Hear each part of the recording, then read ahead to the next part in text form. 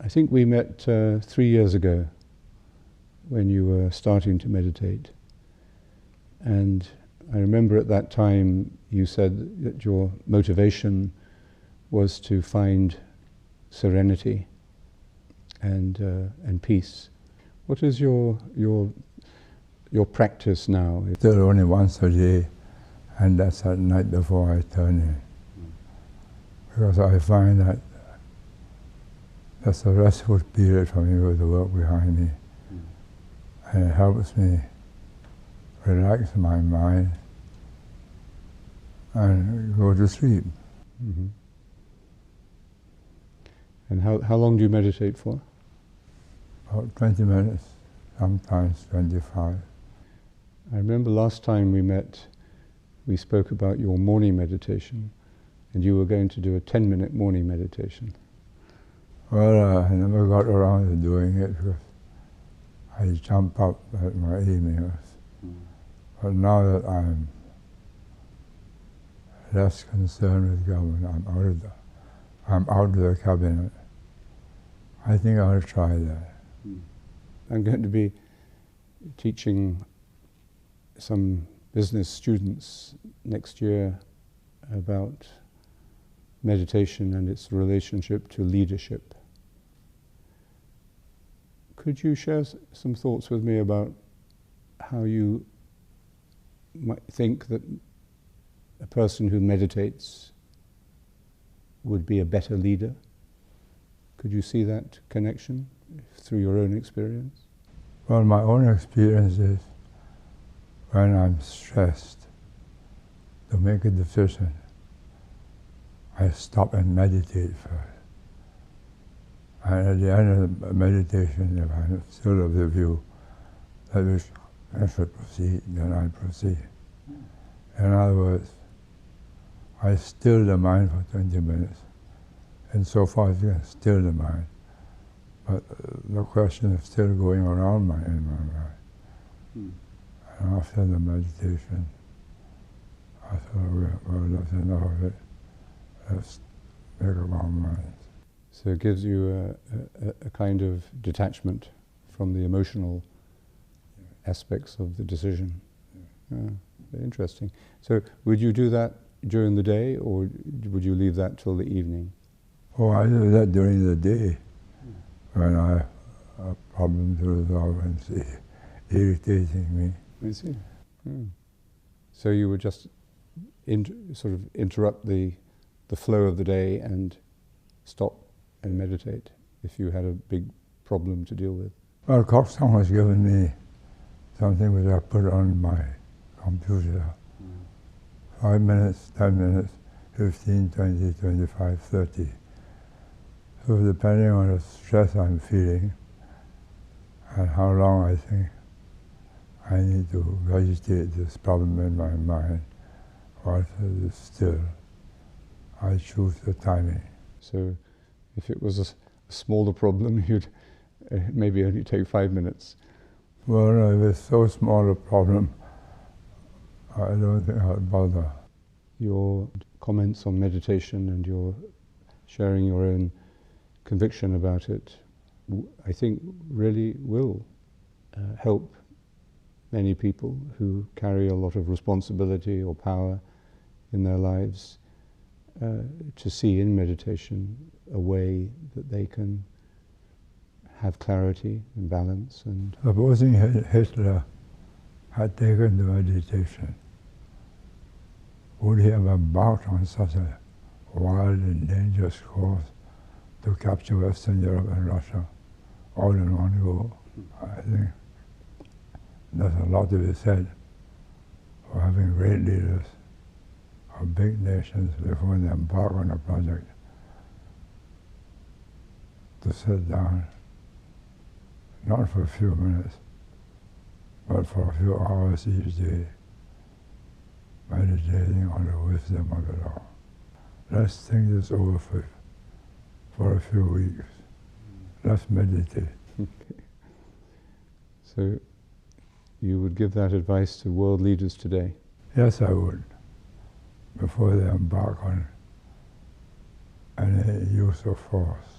you think you could ever persuade world leaders when they come together for their summit meetings or important meetings together to begin their meetings with meditation? I think that they think it rather odd. Yes, I think they would. They've come to discuss serious problems, to get grievances resolved, and they're asking me to meditate. Okay, I think it would be difficult to persuade them, but would you advise them? Yes, I would advise them. But then they must have been convinced by their own experience of meditation. In your book, Hard Truths, you spoke about meditation in one section and said that you thought it would be a good thing to introduce it into schools. Yes. Could you say something about that, and would you recommend that to? First, the teacher must be in acceptance of the virtue and the value of it. Mm-hmm. I would have no doubts that with the proper teachers, you'll have a more orderly classroom. I have to say a 10-15-minute meditation before lessons begin. Because we live in a very pluralist society, in any classroom today you're going to have children of different faiths or different faith traditions. They may not be practicing their faiths, but they've been formed by them. Would you agree that meditation has, in a pluralist society like ours, especially like Singapore, that meditation can help to unify a diverse group like that? It shows how intrinsically close to each other we are as human beings. The Buddhists practice it, the Muslims practice it, the Hindus practice it, the Christians practice it, the non-believers like me also practice it. It gives you a certain serenity after you have meditated, say, for 20-25 minutes. I find 10 minutes too short. Yes. Yes, we generally recommend 20 minutes as a minimum. But with children, we recommend 1 minute per year of their age. So if they're 5 years old, they meditate for 5 minutes. And usually they can meditate for longer, but... But how do you motivate the teachers unless they believe in it? Has meditation given you a sense of what the spiritual values of life mean? Well, I'm a non-spiritual person, so that's a wrong question to put to me. It's not so much the spiritual value, it is the value it has in helping me resolve problems. But undoubtedly, in the long run, it must alter a person's character. In what way? Making him realize that there's an inner self which is more important than the one who is thinking about himself. So that we have a true self as well as a sort of public self. Well, all of us have that, but not all of us have the realization that this is your true person. This is what you really are. And would you say that meditation has brought you to a better realization of your true self? Yes, I would say so. And you wouldn't call that a spiritual discovery? Because I'm not a spiritual person. I think in a way what you're describing is what I would call a spiritual experience or a spiritual discovery, not religious, but I would understand it as a spiritual one. But maybe I'm playing with words, but I think there's a difference between spiritual and religious. I haven't thought about that. I've always intertwined the two together. The first time we met, and I remember when I came to your hotel in London, do you remember? And I came in the morning and we talked for a few days. And I thought it was very interesting for me because you were not frightened of the religious background, but you focused, it seemed to me, very clearly on the spiritual content. So it always has seemed to me that your response to meditation has been, in a sense, spiritual, but without the religious context or content. I would agree with that. And I'd like to thank you for the way you have responded to this teaching on meditation and the conversations we've had over these years. They've been both enjoyable and instructive to me. Thank you very much. You have helped me. In meditation, we make a journey from the busy and sometimes overactive mind to a deeper center that we can call the heart, a place of serenity and light and peace. And this journey involves taking the attention off our thoughts, and to do that we have to have some help, some method, because we can't stop thinking by thinking. And this is why we say the mantra. We take a word and repeat the word gently but faithfully in the mind throughout the time of the meditation.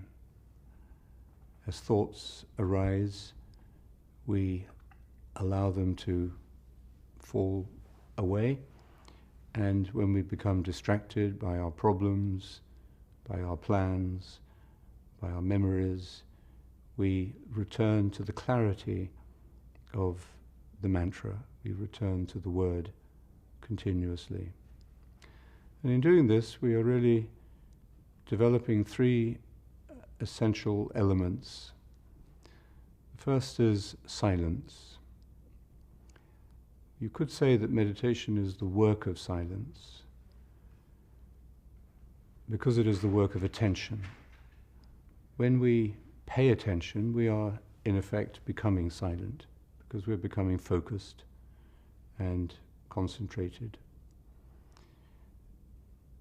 And silence is this work of attention in meditation, because as we say the word, we are taking the attention off the stream of thoughts and imagination and anxiety or plans that are normally filling our minds.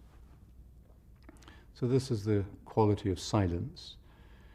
The second quality that we've spoken about is the quality of stillness. The stillness of body helps to come to a stillness of mind. With that stillness of mind comes a clarity, a transparency, and a joyfulness. When the mind becomes still, it lets go of desire. And so we experience detachment from our plans and attractions and all the other forms of desire that we have. And again, the mantra helps to still the mind, because it allows us to let go of our desires. And the third element is the quality of simplicity. And in simplicity, we are not analyzing ourselves. We're not evaluating ourselves. We learn to be, not to perform, not to achieve, not to be successful, not to be perfect, not to be defensive, but just to be. And with that comes a great expansion of consciousness, a great deepening of our spirit. So these are the three qualities that we bring to development in meditation: silence, stillness, and simplicity. And these qualities develop very naturally and extend into all areas of our life through this amazingly simple discipline of the mantra. And that's what we have shared together on all the occasions we've met, and that's what we can practice together again now. So the basic rule of posture is to simply sit as comfortably but as still as possible. Put your hands on your lap, on your knees, in whatever way allows you to be still, relaxed and alert. Close your eyes lightly. Breathe normally. And then silently, in your heart, in your mind, begin to say your word, your mantra. And the word we recommend is the word Maranatha. Ma-ra-na-tha.